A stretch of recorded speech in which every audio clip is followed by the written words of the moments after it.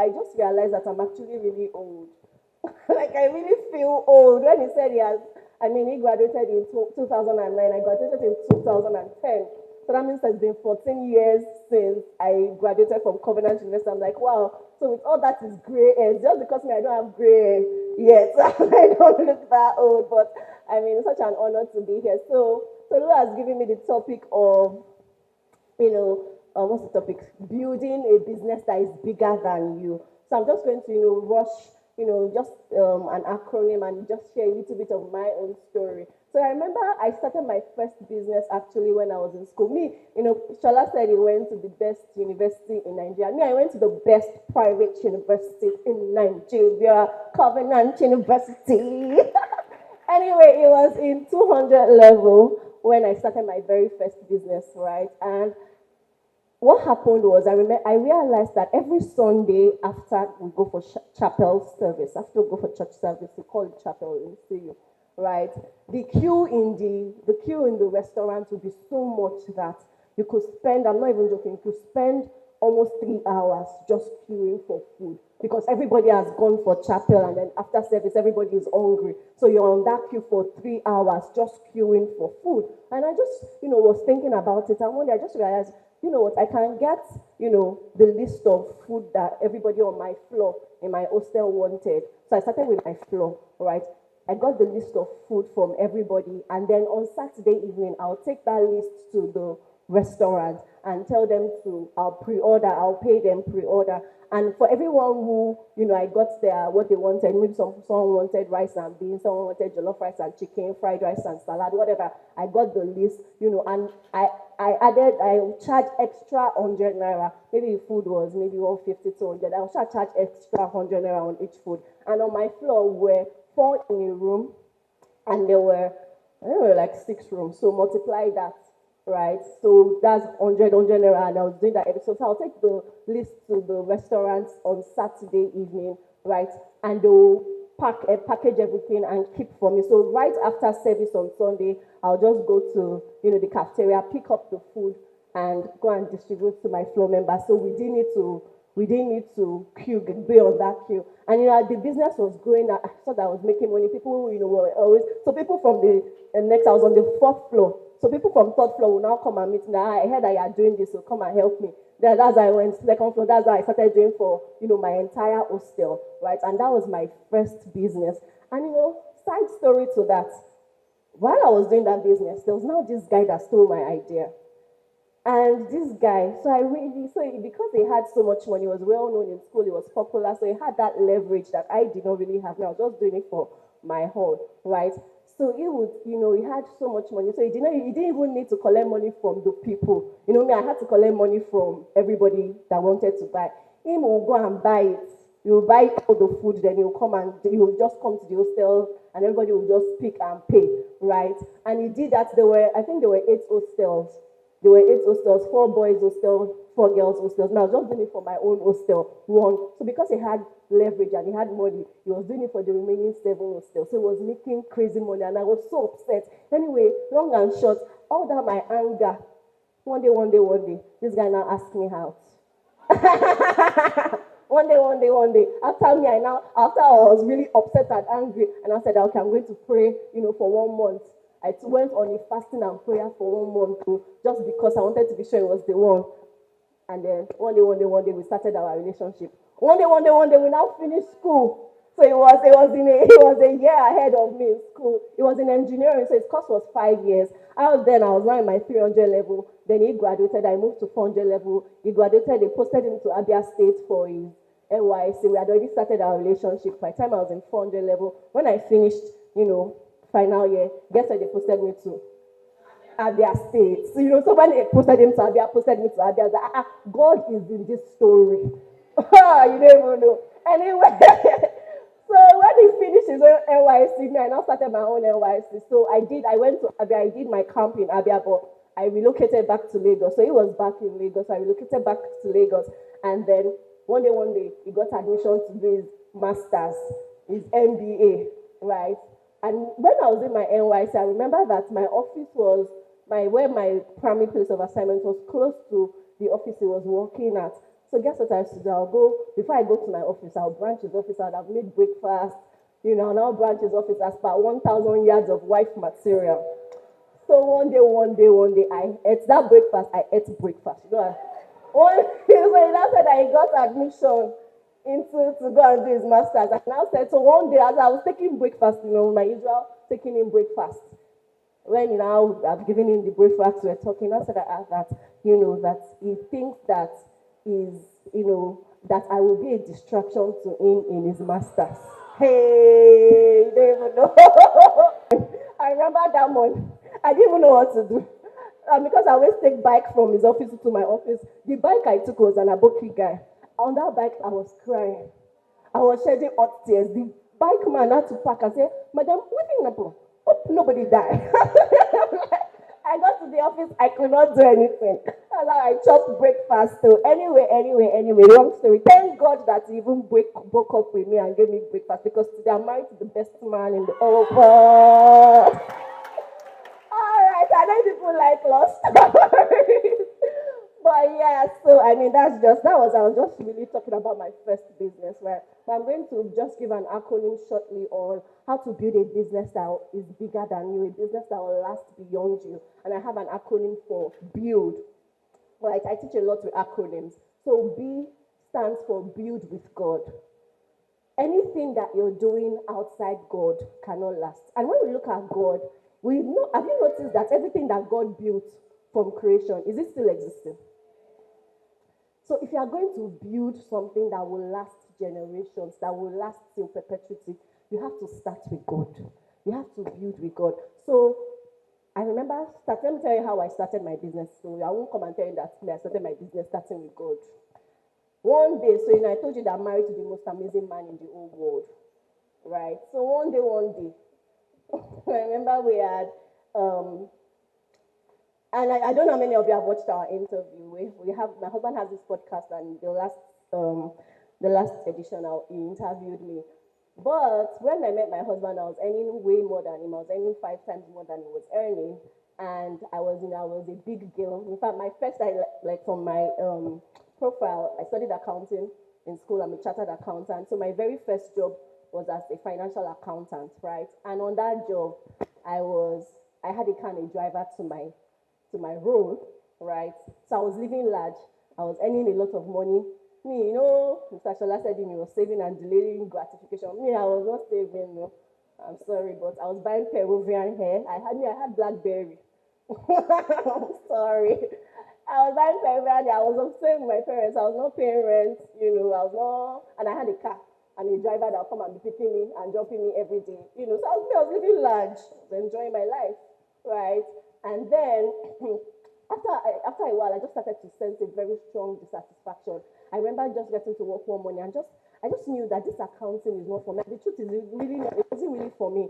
I remember that my grandfather was a chartered accountant, and my grandfather was so wealthy, right? They had 2 drivers, they had all the domestic stuff you could think of. They had a gardener, they had a chef, they had 2 drivers, they had, a laundry person. So in my mind, I was like, if this accounting job that is making him have all of this, that's what I want to do too. So I borrowed that's my accounting dream, was borrowed vision from my grandfather, right? So, but I remember just going to work one day and saying, that this cannot be my life. How am I, counting and accounting for millions that I'm not seeing in my accounts?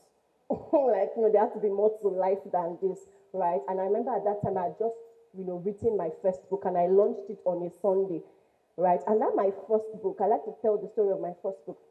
When I was doing that book, when I published it in 2012, it cost 1.2 million naira to publish 1,000 copies of that book with money. So I took a loan of 1 million naira from my company then, right? And my boss was kind enough to give me, so they were supposed to remove 100K from my account, from my salary every month.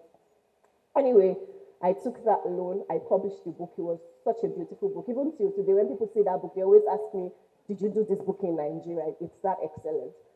Anyway, I published the book, and on the day we launched the book was on a Sunday, and I went back to work the next Monday, and I just knew that at this point I needed to resign, right?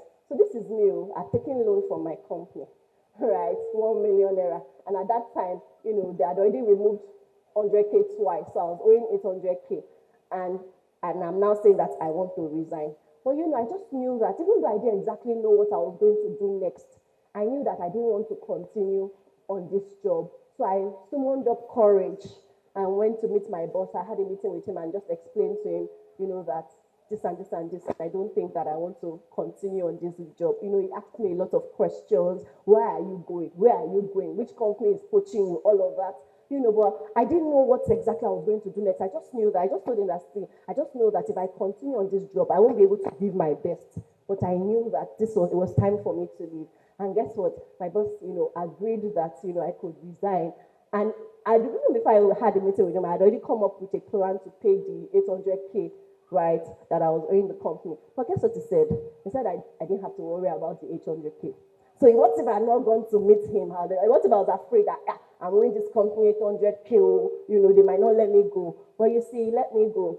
And I couldn't even tell my mom that I was resigning. Why? Because, at that time, my mom was going to MFM.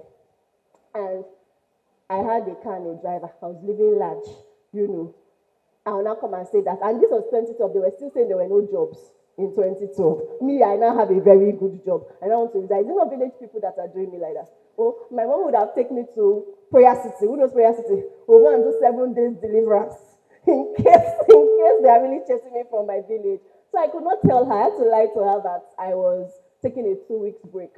All right. Thankfully for me, in that my fake 2 weeks break, I got an email from someone on LinkedIn saying that she recommended me for an interview as the PA to the CEO of an interior design company, right?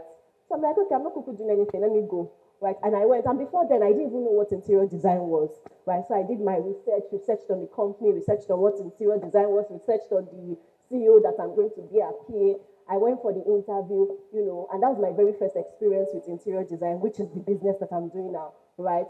And I remember, going for that interview and just saying, I was stepping into the studio and I was just like, wow, like everything was just so beautiful. Furnitures were I was just seeing different colors. In my mind, I never thought that furniture, could be that beautiful, right? And I took that job. Right, I went for the interview and I got the job. So this is me. I was coming from where I was living large, driving a car and a driver coming to pick me.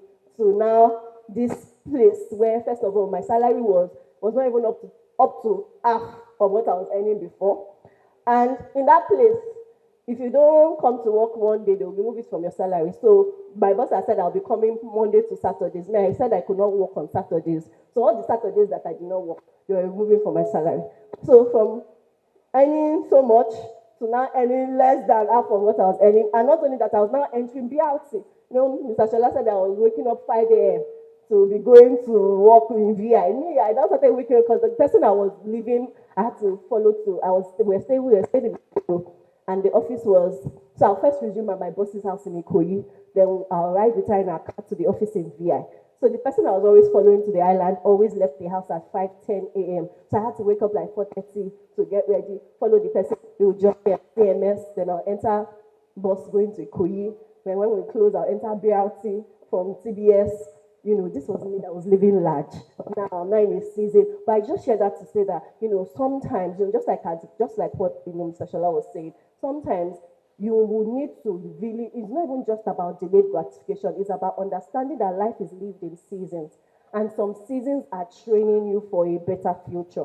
So some seasons are like, how I like to say it is like, how when you want to shoot an arrow, you have to pull it back first. So sometimes you have to go back so that you can be shot further, right? So, and when you're in those seasons, you need to understand it and recognize it so that, in that season, I could have been comparing myself with my friends that, hey, my friends are, living large, buying me. I could not even buy Peru, talk less of Peruvian hair.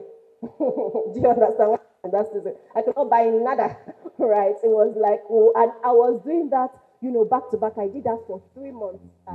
I was volunteering at a conference like this, and the convener at the conference had allowed me bring my books for sale, right? So the keynote speaker then was the MD of a multinational company, L'Oreal. And when he was leaving, he picked up a copy of my book and flipped through it. And I was like, who did this book? So one of the ushers comes to call me and say, this person, wants to see you. So I go and meet him. He gives me his card and says, come and meet me at my office on Monday. I'm like, okay, thank you, sir. I collect the card. Monday morning, I'm in his office, he asks me different questions. After like 10 minutes, he calls in the HR, right? Next thing, that's how I turned from meeting to interview. That's how I got a job at a multinational company, right? Because of a book that I did that was so excellently done, right? So everything that you're doing, it has to be excellent. I have a personal rule. If I'm not going to give my 101%, I didn't say 100% though, I'll rather not do it. Why? Because your work speaks for you. Your work speaks for you. People can pick up anything that you have done and tell the kind of person that you are, right? Anyway, I was actually sharing about how I started business. So I did all of that. So I got into L'Oreal. I worked in L'Oreal for 2 years until they had to shut down operations in Nigeria. So while I was in L'Oreal, it was at L'Oreal that my husband proposed to me. There's a video of my proposal on YouTube. It was L'Oreal that my husband proposed to me. Then I got married. Then I became pregnant to my first child. And by the time I was pregnant to my first child, they had to shut down operations, right? They had to shut down operations in Nigeria. And they wanted to move me to Ghana. And I remember having that meeting with my boss. They wanted to move me to the Ghana branch, right? My boss, was convincing me that, I'll do this. They will increase my salary. They'll give me an apartment, all of that. It was really enticing. So I carried all the, all the enticements. I went to go and meet my husband and said this and this and this and this. My husband said that, that decision is up to him, up to me. But him is not going anywhere. He's not going to any Ghana. That his own destiny is not in Ghana. So if my husband's destiny is not in Ghana, what am I looking for in Ghana? Anyway, so I decided to stay back. So that's how I turned down that, that offer to go to Ghana. So here I was now. At that time, I'd already now given birth to my first child. No job. All the money that I was getting from this job was not coming. And then interestingly, my husband now, at that season got a job that was now paying him almost ×2 of what I was earning at L'Oreal. And I came into a season where, I know because the company was shutting down, they actually had to pay something called a severance package to all the staff, right? And at that time, my severance package was over 2 million naira. Guess what I did with it? Wants to guess. Just say something. Start my, you really believe in me? Well, someone said I would started my business. I bought perfumes, huh? No. Anybody from here? You already know the story. I bought a car with him. Please, I'm not saying you should copy me. I'm not saying you should copy me. Copy everything Mr. Shola said. Copy him. But me, this is my own. I'm just being honest. And, I can come here and tell you that, I saved the money, I invested. Me, I enjoy. I like life. I love to enjoy my life. And my belief, really, this is how I think. Because at the end of the day, your life is really based on your mindset. What do you believe about your life? Me, this is how I believe. I believe that I'm God's child. That's why my last book is called Small Girl, Big God. God is funding my life. So anything that I want to do, my Father is God, and He owns. He says the earth belongs to Him, and the gold and the silver, it belongs to my daddy. So why am I stressing myself? That's my own belief. If you don't have that belief, please follow Pastor Shola. Right? Anyway, so I bought car. I used all the money to buy car. I don't have any money again. So I remember that season. Anything I want to buy, I had to ask my husband. I want to buy granite, I asked my husband. I want to buy beans, I asked my husband. Anything, I asked my husband. So one day, I just given birth to my baby. My baby was like maybe 3 months, and I had not been to the salon in 3 months. So I just told my husband that he was going out one morning, and I said, babe, I need to make my hair. Right? Can you ask how much I asked him? You know the story. I asked him for 1,000 naira. You think that it was 100,000 naira. I asked him 1,000 naira. The way he responded to me, I now started thinking about my own life. That is it because of 1,000 naira this person is talking to me like me. Do you know who I am? I was saying it to my mind though. You know who I am? Is it not me that was earning 5 times more than you? So because I'm asking for ordinary 1,000 naira like this. Anyway, but God used that thing to spark up something in me. I remember after that event, right, I was so upset with him. I remember he was going out, so I went to, he went out, I locked the gate, and I went inside the kitchen. And when I'm angry, I just like to channel my energy doing something, with my hands. So all the plates, I washed all the plates that were dirty, plus the ones that were not dirty. Cleaned everything. I was just thinking, is it me? 1,000 naira. Yeah. I was so upset. I had to call a friend of mine who stayed around me, to come to the house, So she came, and she spoke gave me some wisdom. She spoke, that's why you need to have the right circle around you. She spoke some wisdom. She spoke some sense. I can do without the mic now. You hear me? She spoke some sense into me that, okay, me too, I now calm down, right? But I remember that as we were having that conversation, that's myself and my friend, I just kept saying, I just kept asking God that, God, I have to have my own. Like, you must give me my own business. I cannot just be here and I'm asking this your son for 1,000 naira and he's answering me like this, And that really became my prayer in that season. Every time I'm praying, like, God, give me my own. Oh, God, what can I do? I need to be making my own money. And thankfully, about 2 or 3 days later, someone sent a flyer on WhatsApp about an interior design training, right? And I'm like, I was really drawn to it, right? But the training at that time was 120,000. This was me that I didn't have 1,000 naira. Where did I want to get 120K from? So I said to God, God, if I ask my husband for this money and he gives me, whoa, I'll serve you forever. So I remember the day I asked my husband. So, maybe the day I asked him for 1K, maybe I didn't present myself well. So the day I was going to ask him for this 120K now, I made his favorite soup, made his favorite swallow, set a table before him, presented, he ate very well. And then when he now finished, I had to make sure that, he was well fed. And he was now done eating. And I said, babe, there's this training. I don't know what you think about it.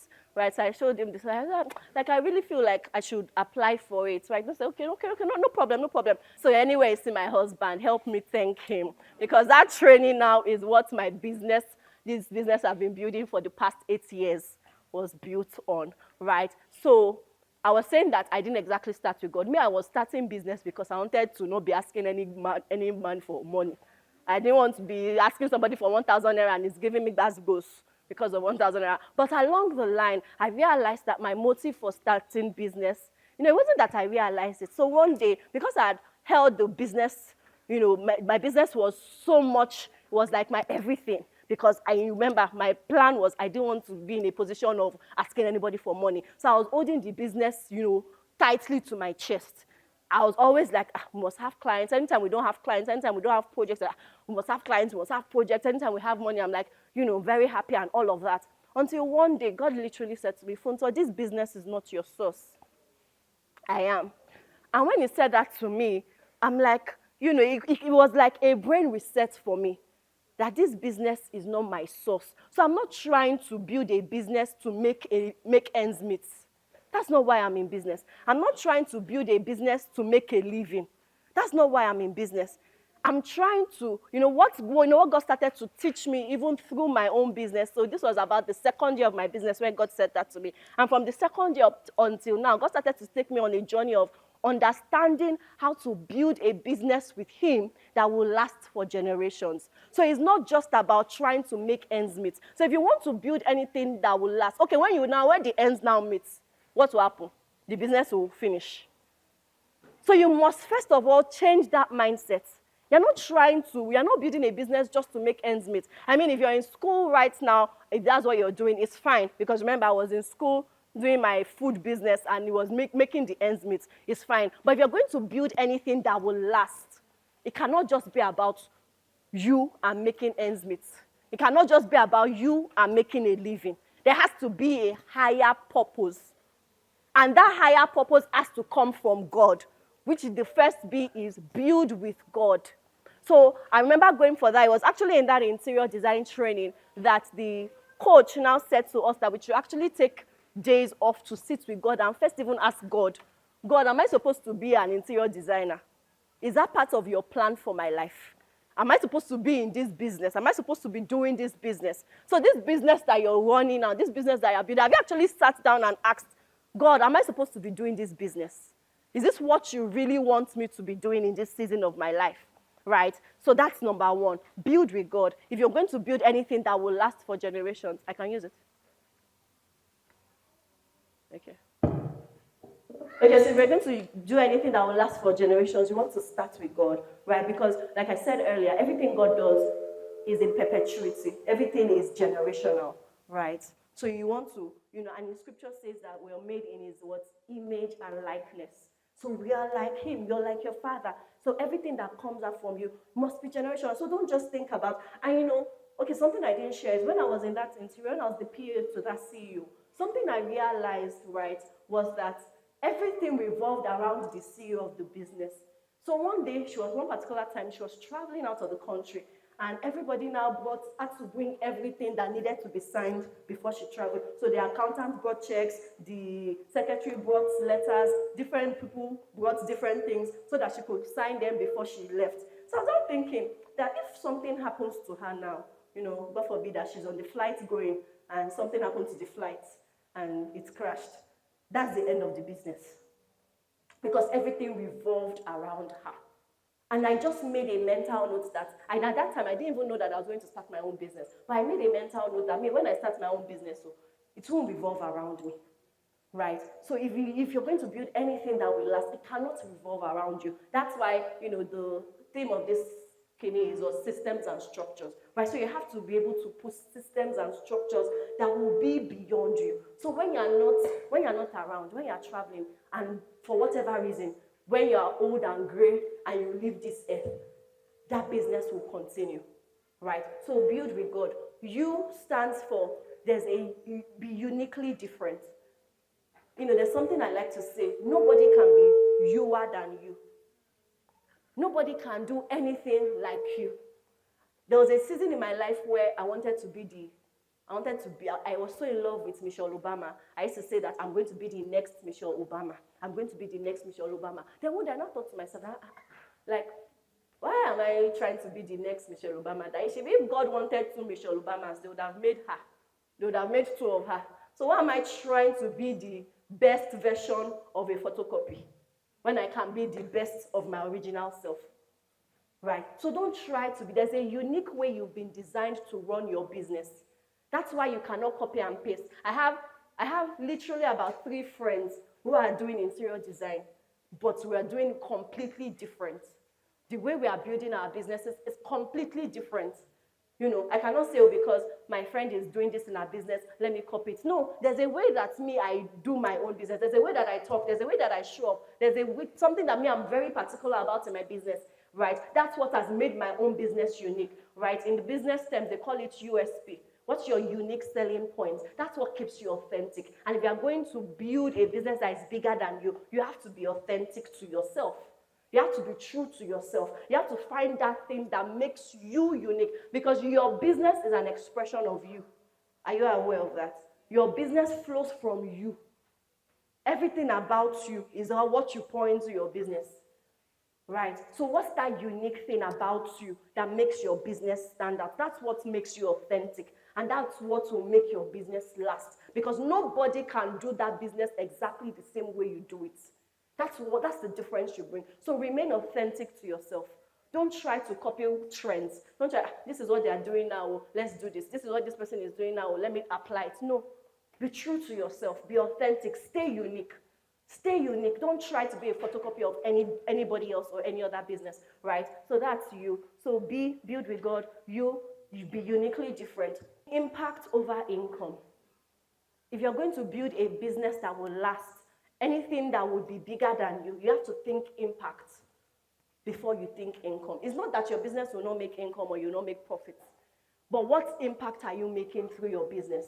What problem really is your business solving? Because guess what? Money flows in the direction of impact. You should write that down. Money flows in the direction of impact. So what impact are you looking to make, right? There are how many SDGs now? Is it 7 or 12? 17. Which of the SDGs is your business solving?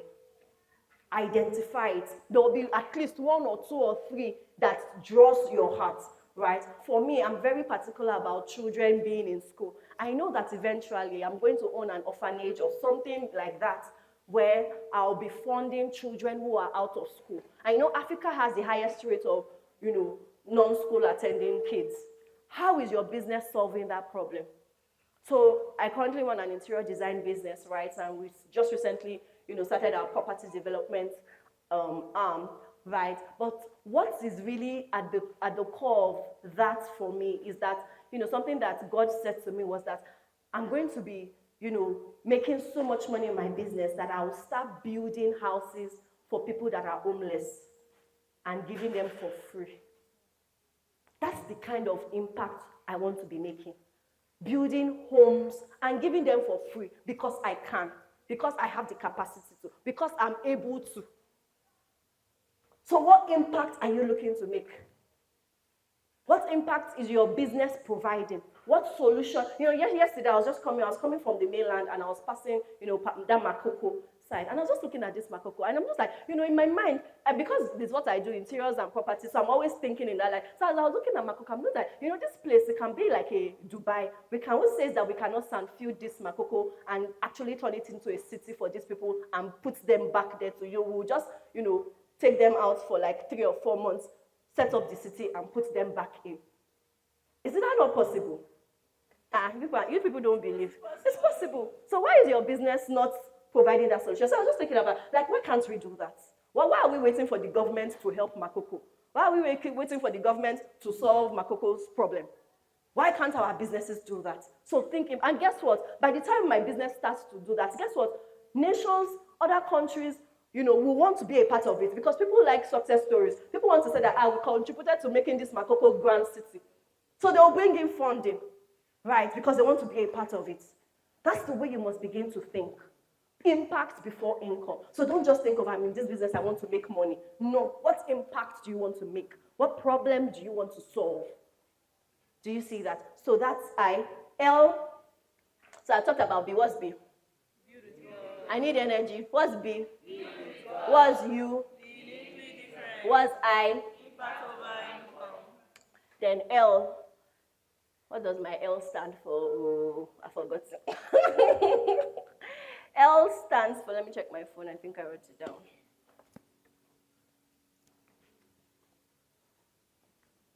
Yeah, L stands for legacy. Build with legacy in mind, which is something I'd already talked about earlier, right? Don't just think for now.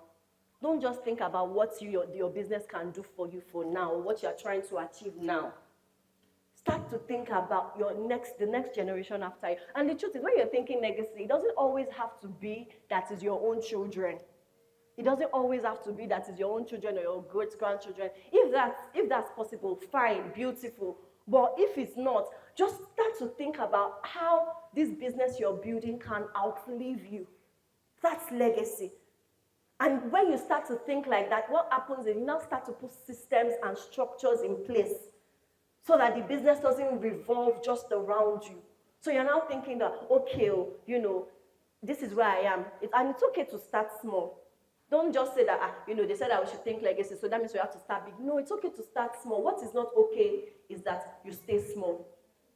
So start small, but don't stay small. Start local, but don't stay global. Don't stay local. Think global. Remember, if you're building with God, God is God a local God. He's God a small God. Exactly.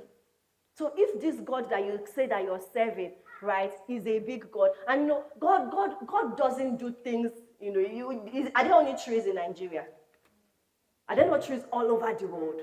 Exactly. So I'm starting small, but eventually in 5 years, in 10 years, I want to have footprints in London, in New York, in Dubai. And don't limit yourself to think that is not possible. Especially now where we are in an internet age. Who says that you cannot from Lagos be selling to people in Australia? I literally know people who, they are based in Lagos, but they are doing business. They literally have an office in Dubai doing business. So don't limit yourself. Don't limit your thinking. Right? Think big. Think legacy. Think beyond you. So it's okay to start small. I started small. It was me, myself, and I. I was the CEO, which meant Chief Everything Officer. I was doing everything and anything. But after a while, I knew that, okay, I needed to get an accountant. After a while, okay, I needed to get an intern. After a while, I needed to get an architect. After a while, the company started expanding. We needed to, get a space. Everything, started moving beyond me. So now what I do is I don't even hire people I don't even hire people who I think that I'm more intelligent than. Most of the people who work with me, at least to certain levels, they are more intelligent than me. Because why? They'll bring more ideas. They will bring better ideas, and they will bring better systems that we can apply and put in place to grow bigger, right? So always think legacy. And finally, D. Mr. Shola has spoken about all the D's I wanted to speak about. My D was delayed gratification, my D was discipline, and my D was diligence. But, when he was speaking and he said all of that, I'm like, okay, I'm not going to overflog you guys, right? But now my D is, guess what my D is? Dance. Life is a dance, see. Don't be too rigid and too serious. Me, I've told you my own story. Me, I like to enjoy my life. When you get to a point that you're building and you're tired, put on the radio and do what? Dance. And then I asked Tolu if there was a DJ. I wanted us to dance to a song, but as they've taken lights now, there's this song. If you know it, please just sing it with me. Shebo mo bani mi. Shebo mo bani mi. Hey. Oh yeah. Omo ba mai. Omo bani. Hey, what's the chorus? Oh no, billion. Yeah, millionaire. That's my life. Oh, see that song. I love that song so much. That is my life. Do you know I am Omoba? I'm the daughter of the king. That's if I'm the daughter of the king. Say Teniola, what's her name? Is it Teniola Dasani? Okay, no, but it's not her. But her father, no, I like to use them. What's Copy's daddy's name? Otedola. She copy now that she knows that her father is Otedola. Like, she's stressing herself and killing her life over, right? Of course, she's building businesses, making impacts around the world, but she's enjoying her life. And because she knows that her father has the money. Me, my father is the king of kings. He's bigger than Otedola.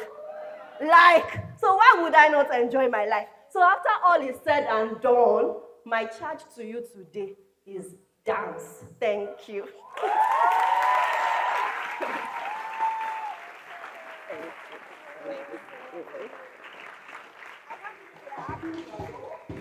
Yeah, when I'm out, let's dance.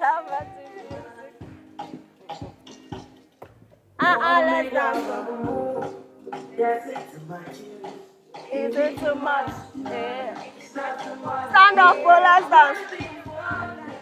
Why are you guys sitting down? Let's choreograph it five. Okay? Come on, Banini. Come on, Banini. Come on, Banini. Come on, Banini. What really is the true meaning of purpose, and how can someone find and understand their purpose, especially if they don't have any sense of direction? I love that question so much. Thank you so much, Tolu, and I'm just so proud of you. Please let's put our hands together for Tolu who has put this together. Thank you for doing this. God bless you. So purpose, what's simple definition of purpose is what you were born to do. Simple definition of purpose is what you were created to do. And I like to give this analogy.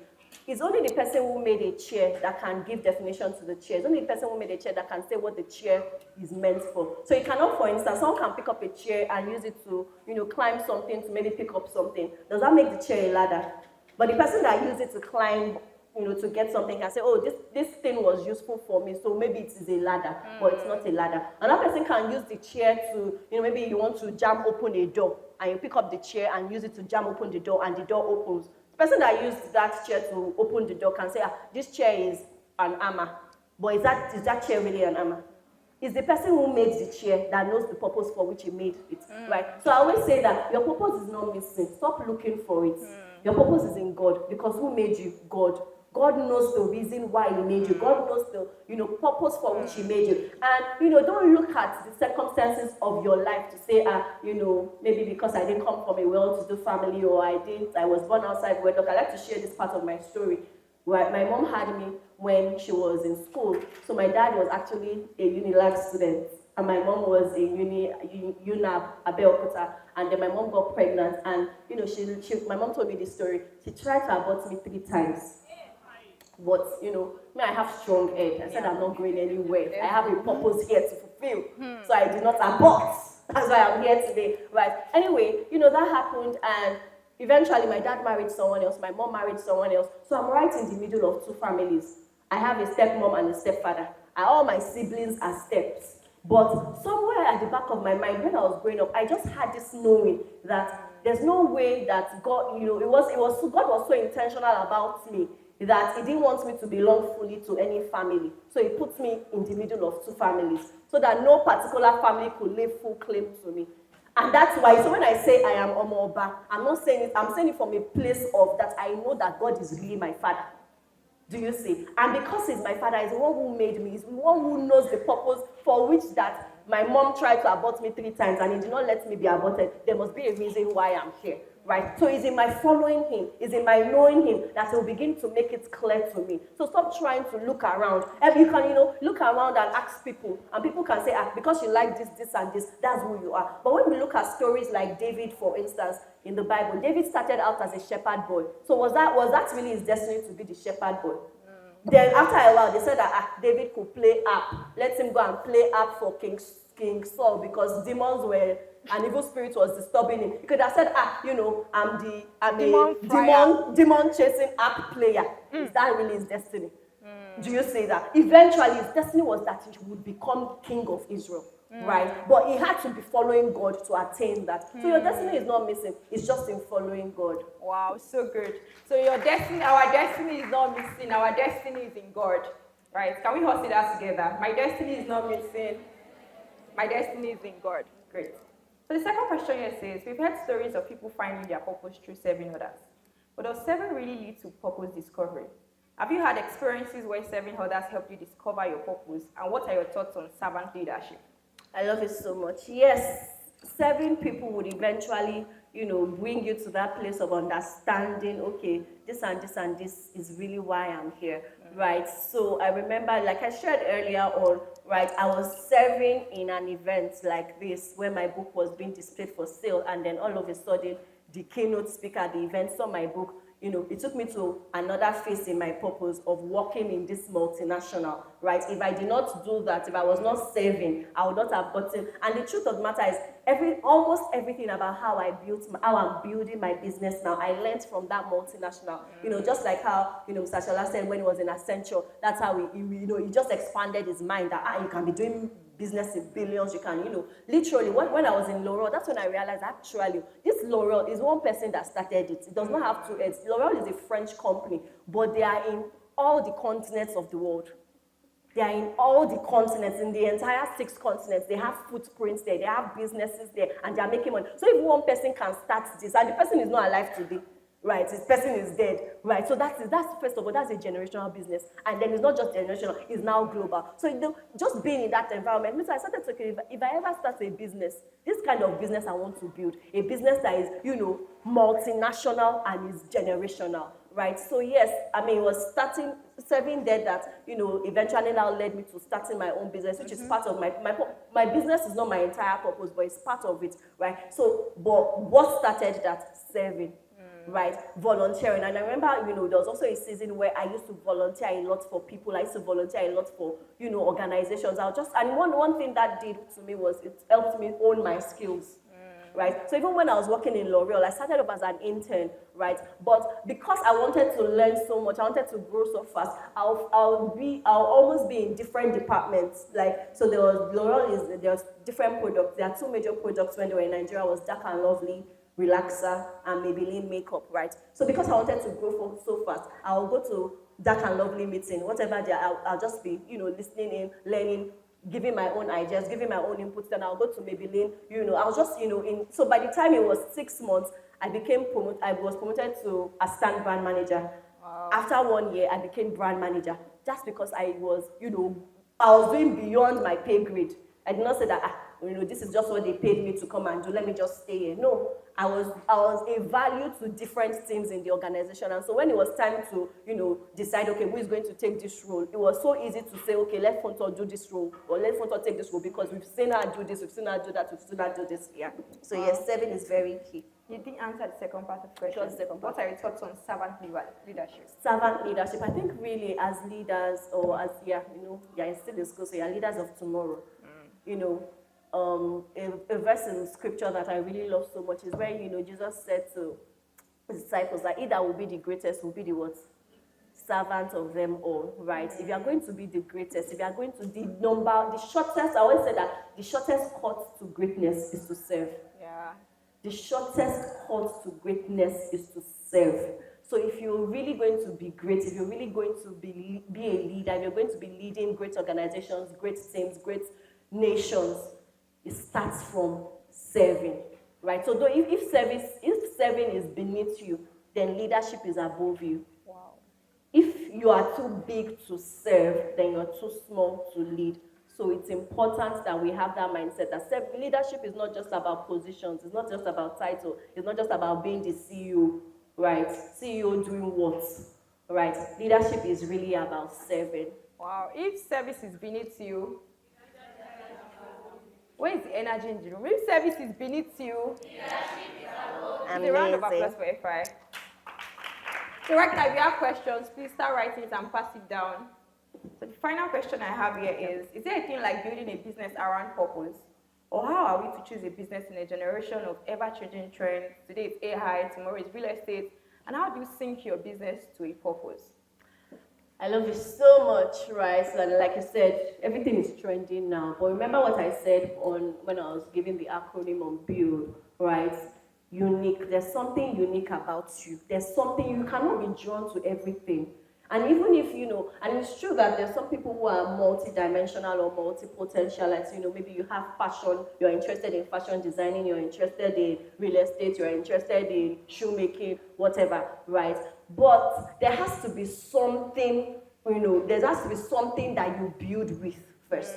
There has to be something that you are known for first, something that people have seen you build and can trust you. I asked this question to someone recently that if I come to you and say, or maybe we were at an event like this and we are networking, and I say, my name is Funto, I sell shoes, I'm a fashion designer, I make hair, and I do real estate, right? Come and invest with me, or come and buy land. Would you trust me? Would you actually be honest with yourself? Would you actually trust me to give me your maybe 1 million naira that you have saved since 100 level to buy land? Be honest. Why? Why? There's no track record. There's no communication, specification, there's no direction. You are doing bobo niche.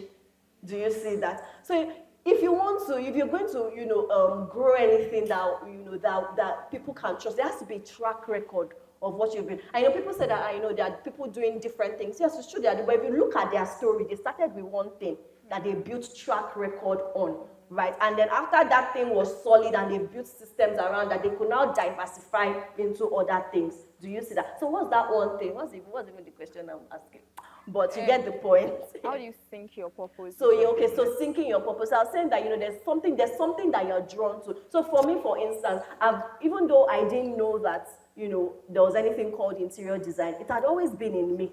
So it was my contacts with that with that organization that stirred that thing in me, right? And I'd always known that it was not just about designing spaces and designing, putting chairs and colors together. It was really about the people in those spaces. Right. So for me, my business is so purposeful, not because we are making so much money designing spaces, but because even in my business, we've had different testimonies. We've had testimonies of, we designed a space for a couple who have been waiting for, to have children for about 7 years, and we designed their space, and that very year, the wife, got pregnant and had a child, right? We designed a space for someone who had, who was gang raped, several years before we designed that space. And one day I was in the market, buying decor for the space, and I just had this strong sense to buy a particular mirror and put it in our living room. I put it in our living room and we handed over the space to her. 2 weeks later, she sends me a message saying that, she didn't know why we put that mirror in our space. And guess what? That mirror was not part of the budget. I used my own money to buy the mirror for the space, right? But I just knew that it was something that I needed to do. And she sent me a message saying that she didn't know why we put the mirror in her space. But that morning, she was going past her living room and past the mirror, and she just felt a strong leading to look at herself in the mirror. And for the first time since that 4 years ago when she was gang raped, she had never looked at herself fully in the mirror. And that just looking at herself in the mirror started her healing journey. Today she's married with a family. just because we put a mirror. So for me, it's beyond just designing spaces. Like I said, it cannot just be about money.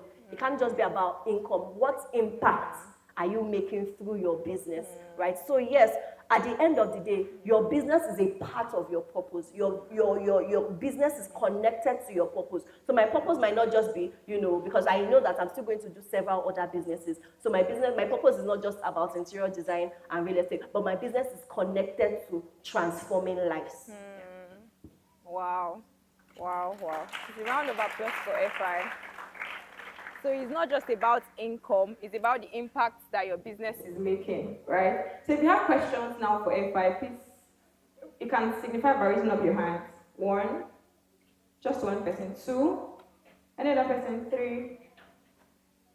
Impact are you making through your business? So currently I'm running my brand, and personally I don't just run my business because okay, I'm running a business that just to make money. Personally, I'm a self-development enthusiast. So whatever I do, the way I post my content, like you would see that sparkle of me like in my business. But for example now, the first 35,000 naira that I made was from someone that she regularly views my status, and she said she likes the way I carry myself. She was not like, what attracted her to me was not that I am selling cakes. What attracted her to me was like this self-development, like where I developed myself. Then from there she was like, someone like you, like I have someone that wants to make cake, like I want you to make it for the person. And I was like, you were not, like she has a lot of people that make cakes also, but what made me different was I used to infuse like self-development while trying to like put out my brand. For example, maybe I made an order and I faced a lot of challenges while making that order. When I want to post online, I do a lot of storytelling. I say like with this thing. So and a lot of people like resonate with me. They're like, okay, I inspire them. I do this, I do that. For me, I'm like, should I continue doing it? Because you said something. You said what impact is making through your business. So I'm like, this business that I'm doing, I'm not doing it for self-development, but it's just that there's no I want to put out a content. This thing of me, we shall be in it, and that's what used to attract people. I'm not like, should I how do I like link the both of them together? Like when I told someone that okay, when I post like I'm running a business, should I link self-development into like my baking business? They were like, I should try to separate, but I'm like, I cannot separate because this is me. How do I separate like the both of them? So that's my question, ma'am. One thing that easily comes to my mind is you can train people on cake making, and in one of the training classes, you put in self-development class. Did you hear me? So that's a way of, linking the two together. And people, training people on cake baking, that itself is self-development, because now you're helping people learn a skill that they can make money from, right? And as you're training them on how to bake cakes, how to, build a cake business, you put in, maybe a class or a module on self-development. Yeah, so. Thank you, Tana. Okay, my question is, so for someone that you mentioned that your business, you've been running your business for over 8 years now. So I just want to ask, at what point, because I know that when you started or at your first year, it's not where the business is even at this time. So at what point did you, how do you get to know when to scale? How do you determine this is the particular time I'm going to like move further? For example, if your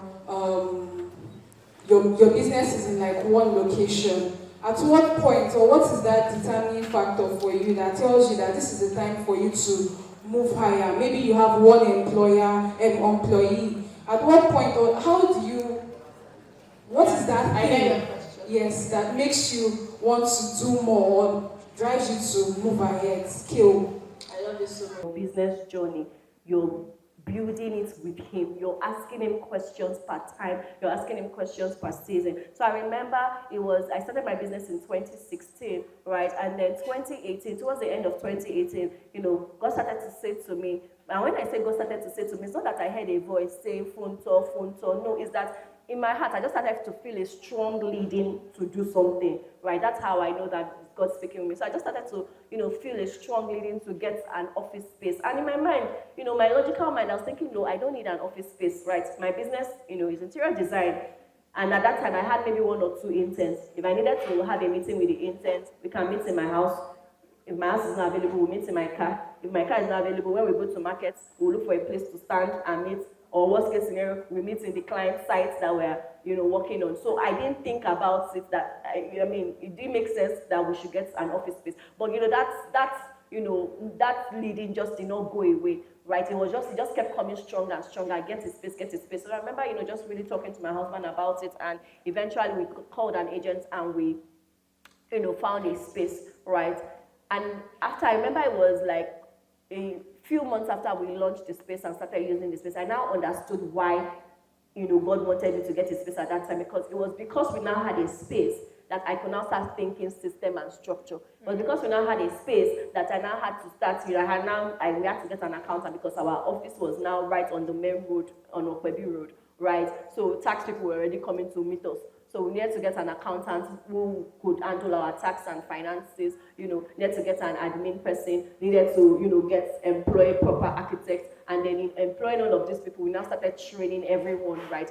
So in that season, it was just obeying that knowing in my heart, which I knew was God. And then a year after that, I also now started to sense, so I remember the day that we launched the office space, God said to me that, Funto, I've given you land, right? And when I just kept pressing and praying about it, I'm like, what is land? Like, where is land? Like, which land are you giving us? Is it land in Ekpe? Is it land in Ikoyi? Where is the land? Right? But the Holy Spirit said to me that I've given you Lagos, Abuja, New York, and Dubai, right? So, and we had already set up in Lagos. So, in my mind, in my business mind, and I said, okay, if God has given us Lagos, Abuja, New York, and Dubai, oh yeah, now let's go to Abuja since we already conquered Lagos. So, I remember getting a strategist, to come and strategize how we were going to go to Abuja. So we came, the person came with his team, they did slides, did everything. After like 3 meetings, the strategy was not strategizing. And I remember that 3rd meeting, I just felt like the Holy Spirit was saying to me that something that I told you in the spirit, you want to use your flesh to complete it. So I left it, right? Eventually, after a while, we had to recruit somebody, right, in the business, which was like one of the major staff at the time, and we recruited her in like November, and in June of that year, and by November she comes and says that she has to resign because she's getting married and her husband is based in Abuja, so she has to travel to Abuja with her husband. I mean, I didn't even think about it. I'm like, oh, okay, no problem. So we do we do a send forth for her. We attend her wedding. This was in December. And then by around 27th of December, the Holy Spirit just said to me that I should call her and ask her if she's willing to start the Abuja branch, right? That's how I called her. And I wasn't even thinking about it before. I called her and this is what I'm sensing in my spirit. I told her to pray about it and get back to me. She gets back to me and says, oh, that she's willing to start the Abuja branch. And thankfully, she's been in the business for about 6 months. So she understood the business. She understood the spirit of the business, right? And she could replicate the same thing in Abuja. So that's how I traveled to Abuja. I got to Abuja. The Holy said, get a space in Abuja. I got a space in Abuja. Literally, that's how the strategy that I was trying to strategize on how to get to Abuja, that's how Abuja started, right? So now we operate both in Lagos and in Abuja. Based on that, I'm building with God. Based on that, at every point in time, I'm listening to God, I'm hearing what He's saying. And then recently, about 2022, towards the end of 2022, God started to set, I started to, first of all, feel really dissatisfied about just being an interior designer, because at that time, we had done over 100 projects. So it felt like we have done too much interior design projects. There has to be something more. So I started to feel, remember when I was an accountant, I was feeling that same dissatisfaction of there has to be more to my life than just being an accountant. So in this same way, I started to feel like there has to be more than just doing interior design. That was God also speaking to me that, okay, it's time to move from just interior design to property development to real estate. And I remember that I literally had a vision where the name of my company is called 528. I had a vision where I saw 5 towers with 28 floors. So each tower was 28 floors. And in Lagos right now, there's no tower, there's no high rise that is, especially residential, that is up to 28 floors. Right, when I got that vision, I remember telling one of the architects to, do a 3D design so that I could be seeing it, physically. And when he did the 3D design and showed me, it was like it resonated with my heart. So right now, that was how we sort of now pivoted into property development. We're on that journey of, building these 528 towers. But so just explaining to you that, how you would know one, you'll be dissatisfied. You just start to feel at unease about your current season, knowing that there's more. And two, as you're building with God, it will give you instructions per time and per season. Yeah. Does that help? Initially, I didn't have a question, but this job that I need to ask. So, I've been running my brand for about 3 years now. I run a fashion wear brand, bespoke actually, and I have a feeling that sometimes within the business here, I have breakdowns, and I've been noticing the pattern. And it happens within March, and I go off the radar for about 2 months or more than that, and then I struggle to come back and pick up again. So I've noticed it for about 2 years in a row now. So I want to ask, how do you deal with burnout or feelings of overwhelmness? How do you balance that? Because when you're at a starting point where you cannot outsource or delegate because you do not have that manpower at your disposal. So in such a situation, how do you deal with burnout or overwhelming feelings? I love you so much. Your mindset is not tuned to saying, I must always be in business to make money. I must always be showing up to have clients. Guess what? There are times when I am literally sleeping in my house doing nothing. And people are sending me messages, sending me emails that God told them that it is me that will do their design for them, or it is my company that will do their interior design, or my company that will work with them. I'm literally sleeping in my house. I'm not hustling. So one thing that we must take away from our mindset or from even our vocabulary is that hustle mentality. We are not in business to hustle. If you are hustling, you will definitely burn out. But if you operate from a place of rest, and then same thing with you, I've actually also noticed that pattern in my business where around mid-year, maybe from April, May, June, there's actually not so much activity. So what I've interpreted that to mean is that God wants us to rest in this season. So we rest, we shall, and rest we will. And the truth is literally in this period, most of all my staff actually were not coming to work. Because we're actually not doing anything. Well, yes, the business is growing, we are building, building, getting another space and all of that, we're expanding, but nobody is coming to work. So everybody is resting. So you as a person, if it's just you, you don't yet have a team. Since you've noticed that maybe that's God highlighting to you, okay, in this period, rest. And when you enter into that place of rest, you just say that people are just looking for you. You're not doing anything, and by the time you actually really rest, because you can. And resting is not sleeping. It's not just lying down and sleeping. It's part of it, but that your mind is at rest. Because if your mind is not at rest, that's when you easily burn out. But your mind is in a place of say, right? God has got my business sorted. It doesn't now mean that you'll be lazy. It doesn't now mean that you'll not be excellent. You'll not show up as you should show up, right? But it just means that you're not trying to hustle. You are not operating for me. I have to do this. I have to show up. If I don't do this, I'll not get clients. I'll not get customers. No, right? It's operating from a place to say, I'm not going to stress myself, but I know that angels are on assignment, bringing customers, bringing clients to my business. And if that's what you believe, that really will be your reality. Does that help? Thank you very much. Welcome very much. I want you to take on this question. It says, how do you build with God if you don't believe in God? How do you deal with God? How do you build with God? So that you have to first believe in God. You have to first believe in God for you to build. You cannot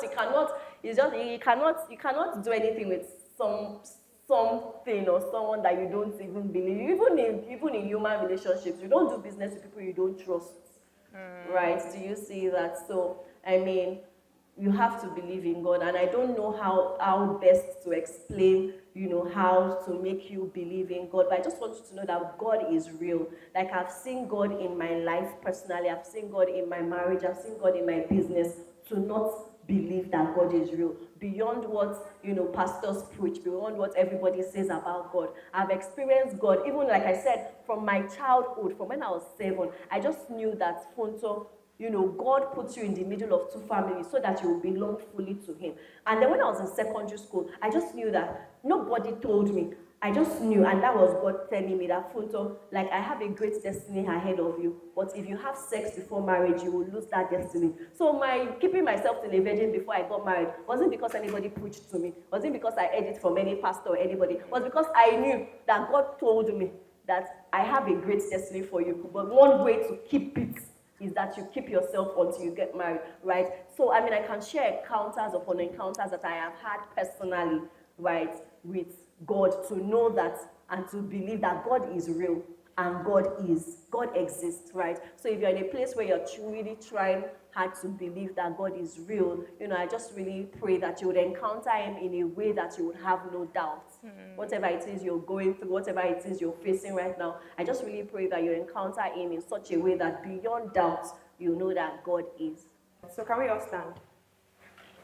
All right, say, Father, we just want to say thank you. Thank you for such a day as this. Thank you because even before the foundations of the earth, you have ordained a day as this, and you've brought every single person here did not come here by mistake. It was because you directed their steps, you ordered their steps here. And I just want to thank you for the life of everyone, that from this moment on, that each and every single person here will begin to experience you in unusual ways. They'll begin to see your hand in their lives. They'll begin to see your hand in their businesses. They'll begin to see your hand in their families, that you will do something in their lives that will make them know that truly you are God. And they'll begin to experience and encounter you like their daddy, like their father, like their king, like the one who is carrying them, the one who is leading them, the one who is their sponsor, bigger than any other sponsor. Then we thank you, Father, because we know that you're a good father, and you begin to reveal yourself as a good father to each and everyone, every step of their way. And when it's all said and done, when they graduate school, when they start their NYC, start their career, start their businesses, build their homes, build their families,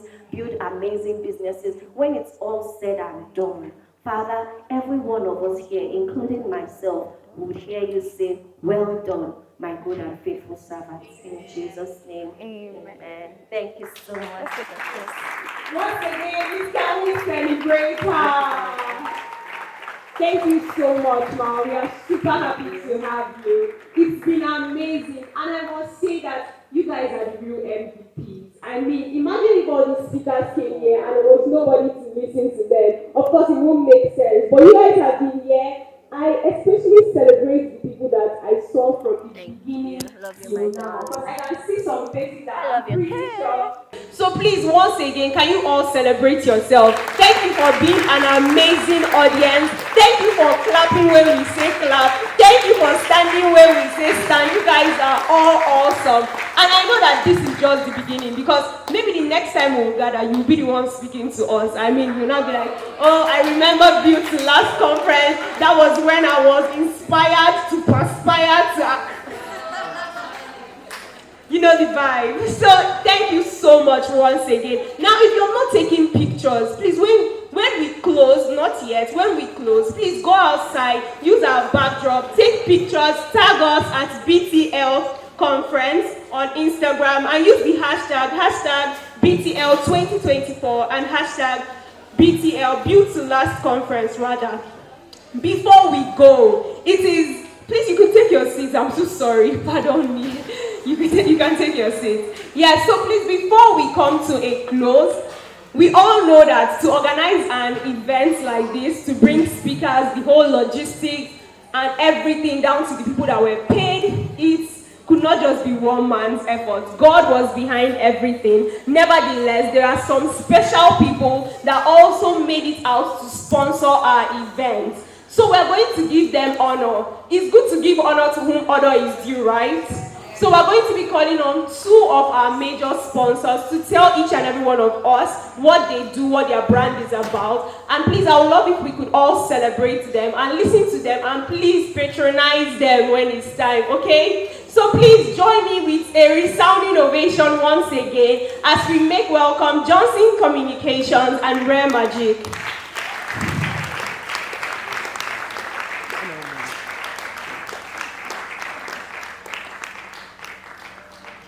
Sorry, please just keep clapping till they come. Thank you. Let me record. Just keep recording. Okay, good evening, everyone. Yeah, I know we are quite tired. I'm also tired, but thank you for staying true. Most importantly, thanks to Tanom for organizing this. So I'm actually Esther. I'll be representing Johnson, who is my friend and also my boss. Yes, so we're into data business. It's just a telecom business, all in all. So it has to do with data subscription, airtime purchase. It has to also do with data, TV, cable. So we have a website which we have over 3,000 users. So it's not just a small business. It is a business that has grown over time, and even as a student, you can also benefit from it. So I can see some people going out, but this might just be the opportunity you need to make extra income while in school. So our website is jcsubs.com. Then you can check on your Google Play app also. The app is there. JC Sub is the name of the app. So you can get a gig as low as 200 naira. You're able to resell as high as 400 naira. So imagine you are selling 20 gig in a day. You can conveniently make 4,000 naira at the comfort of your home. And this was how I met him online, Johnson himself. I was just home during COVID thinking of what to do, and I just started the business. I had a supplier that was given at an higher rate. Along the line, I met him online and he gave me a lesser rate. I subscribed to his own platform. It is also free. It's not like you are paying to subscribe. So it is a free platform. You are just funding your wallet before you can actually get the data for your customers. So we've been doing business together online for like 3 years before I even met him, and we were transacting in a lot of money. So it was like, he was a trusted person. So you are sure that your funds is safe. I said over 3,000 people are using this platform, so you can know it's a big platform. So you can benefit from it. So imagine doing that, you have 4,000 naira a day. So it depends on as much people that you can actually connect with. If as a student you are earning 120,000 per month without doing anything, all you need to do is to get the person's number, put it on the website, the person sees the data, and that is all. Thank you very much. Great Nigerian students. I don't like the energy. I know you're not tired. Great Nigerian students. All right, my name is Emmanuel from Rare Magic. I want to appreciate Madam Tolu for this platform. Okay, so Rare Magic is a photography brand that does portraits, weddings, and pre-weddings. So for those that also want to learn how to take good pictures, quality pictures with speed and a touch of excellence, you can reach out to Rare Magic at Rare Magic Photography at gmail.com. So you can ask questions. You can also be more like you want to learn, you want to get a proper mentor for your photography passion. That if you have passion for photography, you can reach out to Rare Magic at photography at gmail.com.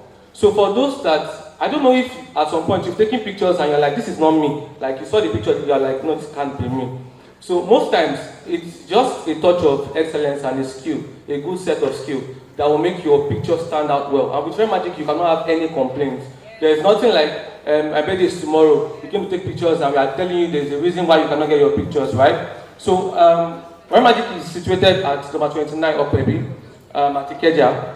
So at any point in time when you have your convocations, you have your matriculations, you can reach out to Rare Magic for those. And if you also want to learn, we have some free trainings that we have done on YouTube already. In case you want to learn from Rare Magic, you can reach out to Rare Magic TV on YouTube, then subscribe, so that we can you can be notified whenever we have new trainings that are up. In case you are also a content creator and you want to use our space is open. We have some lovely, I didn't know this is open now, I would have showed you some of our spaces, how beautiful it is for your TikTok content, for your personal content and all. With a very small amount, you'll be able to access our studio and use our space for a very small amount. Then to check all we have done so far as our portfolio link, you can check RareMagic_gallery. That's our wedding profile. You can check everything we have done so far. I know you will love our page. You can go on Instagram right now and check RareMagic_gallery for our wedding jobs that we have done. Then you can also check Very Magic Studios on Instagram for our studio portraits. And I'm sure you will love them. I will be waiting for your patronage. Thank you so much for your audience. Please celebrate them once again. And if you want to see that rare magic in your photos, call Rare Magic. Please, can you do your hand for me at least? Okay, so please, we want to say a very big thank you once again. We have come to the end of Build to Last Conference 1.0, and you guys have been the most amazing guests. Once again, thank you for giving me the honor to co-host this event. I hosted alongside the amazing presidential MC. Unfortunately, he had to leave. So if you've not followed him, please go and follow him. He's the amazing presidential MC. He can cover your events. And my name is Mirabel Wodo. You can also follow me at Mirabel_Wodo. So please, once again, with a resounding ovation, help me make welcome Tolu to take the closing remarks. Okay, so Mirabel_Wodo, that's MIRABEL_NWODO.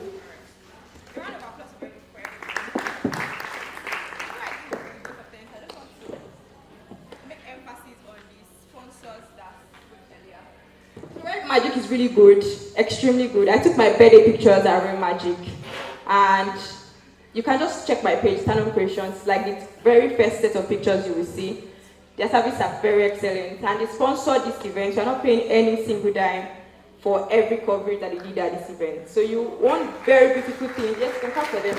One very beautiful thing you will do to show that, because it's an organization that supports studentpreneurship, and it's not just of what they did today. They have an academy that actually trains people on photography. Magic is a great guy, and it's much more than using a studio. You want to follow them because they do really amazing stuff, and their prices are weirdly crazy. I mean the price to rent their space. So if you are someone, you are a YouTuber, you just need a space, you can go with your friends, rent the space for a whole day, shoot all your content together and pay the price. It's almost a token, and I promise you that it is almost a token, and the space is extremely excellent, and it's right at Okwebi Road, Ikeja, right? AC, everything top notch. And Johnson Communication, it's a round of applause for Johnson Communication, please. The Johnson Communication was part of our major sponsors for today, and it sells data, right? So they have a website, johnsоncommunications.com, right? jcsub.org.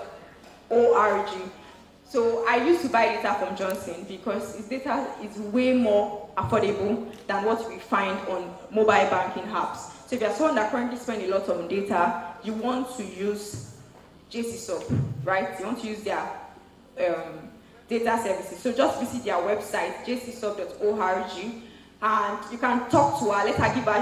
Let her give you Johnson's contact, so you can reach out to him personally. And aside from even connecting with Johnson to buy data, Johnson is a very great person. So you will learn, can you see their testimonies in the audience? You will learn a whole lot from him as a person, right? Much more than patronizing his business. We have this amazing cake from Shire Confectionery. So round of applause to Formatio. We have a lot of other sponsors. You will see their banner outside. So please, I need just one favor from you. See, this event was a lot. If it was only Tolu's account that funded this event, after this event, I'll be drinking Gario.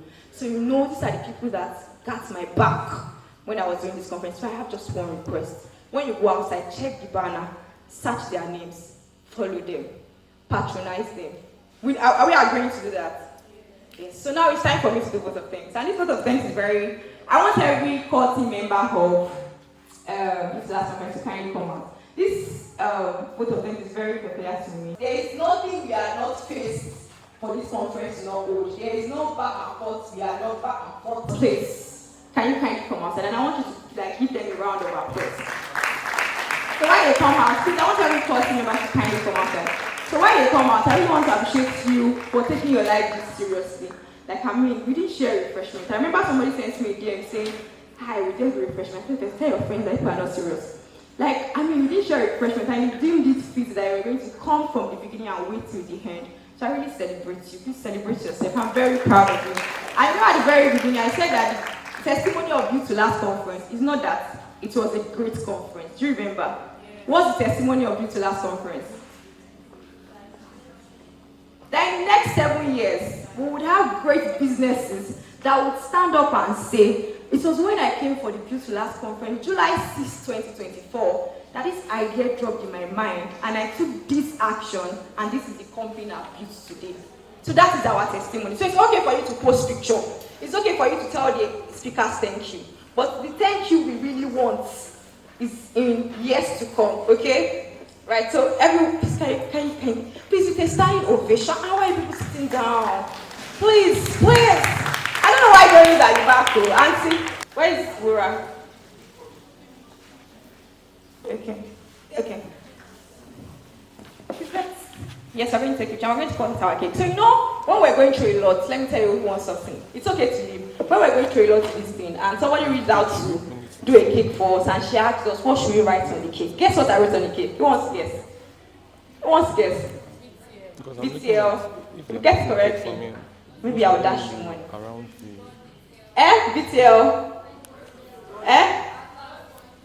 At last. God did. One more person. Built to last. So what was written on this cake is actually thank you, God. Literal thank you, God. Because how are you planning a conference for 3 months and your venues got sorted 6 p.m. a day? The conference, right? So I just really want to appreciate these amazing people from doing was our event planner, right? So I want to reach out to us to plan your events. She planned almost everything, how this space will look like, almost literally everything. So this was our event planner. And Mirabelle is our host. I met Mirabelle at I went for a speaking engagement, and Mirabelle was wearing purple. So immediately I said, he's my host. At the end of the event, she came to me and said, tell me, I wanted to reach out to you. Do you have an host for your event? I said, don't worry, I know you are my host. He said, you want to ask, don't worry. So that was how Mirabelle became our host. So Grace was part of our event planners. She helped us with quite a number of things. And it's very amazing because, she's a student, she has a lot of things to sort out as well. But she made time. A round of applause for her, please. And this is my very, very, very old Elizabeth. So Elizabeth is my PA. And Elizabeth came all the way from Ibadan. She's writing the exam, so just to be at this event. So a round of applause for Elizabeth. And this woman here, somebody says solid pillar. Yes, this is my madam. It was everything, gives vendor, everything plus everything. Please a round of applause for you. Is there another person? Then Fedara.